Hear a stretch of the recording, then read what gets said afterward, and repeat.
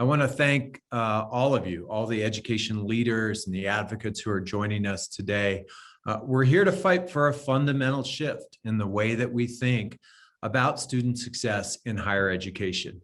I'm fully on board with President Biden's plans to make college education truly the key to unlocking career opportunities and long-term economic success, accessible and affordable for all American families. As someone who grew up in a working class family where my mother never finished high school and my father didn't finish college, I saw how many doors my college education unlocked. But I think it's past time for us to recognize that improved access to college is just the beginning. Making the first years of community college free or expanding the Pell Grant will make a real difference for affordability and access. But that doesn't address all of the real life challenges that can stand in the way of a student's success once they're on campus. The pandemic disrupted so many students' educations and threw curveballs at families across our country. But even before that, our higher education system and the way we support it has not adapted to the reality that more than 1 in 5 college students are also parents.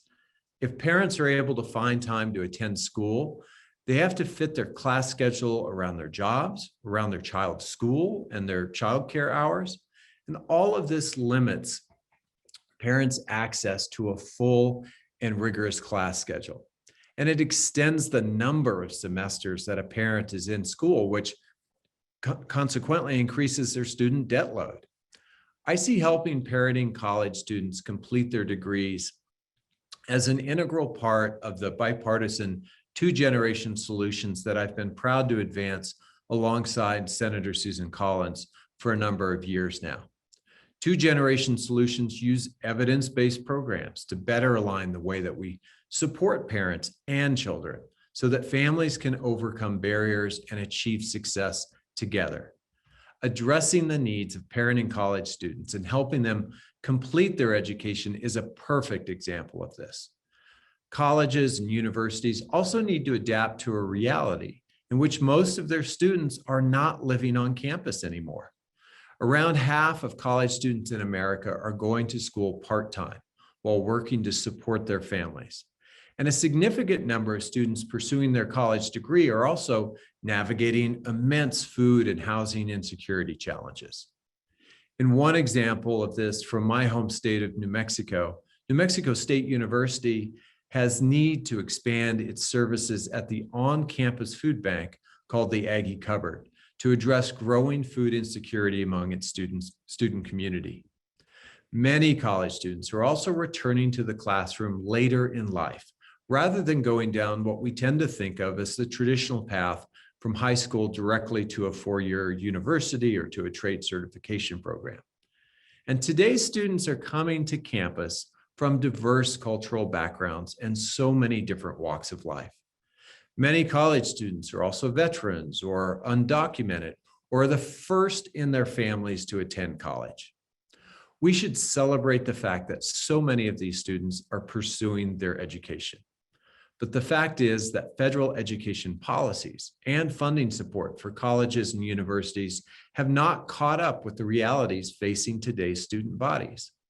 We focus for so long on how we can get students into college.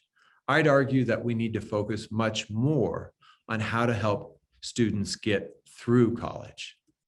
That means investing in and scaling proven and evidence-based programs that help the diverse range of students that colleges are serving today actually complete their degrees and their certifications. Completion is absolutely key to achieving the long-term career success that is the promise of higher education. Without completion, far too many students are taking on massive student loan debt that they can't pay back and seeing little economic return.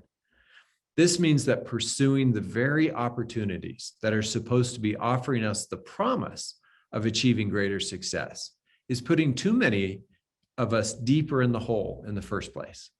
That's especially the case for those who have the most to gain from college, but can least afford to take on all the additional costs.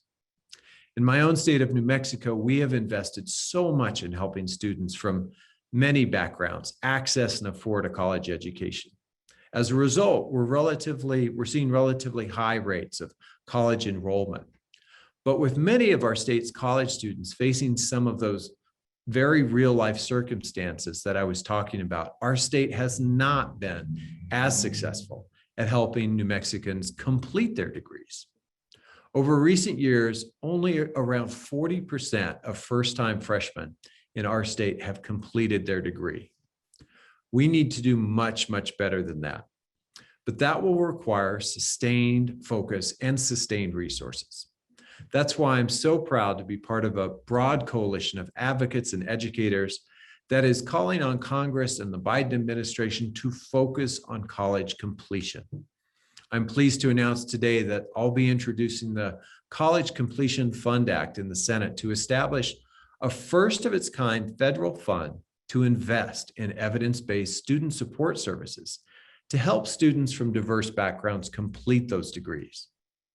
President Biden's American Families Plan included $62 billion to establish a college completion fund.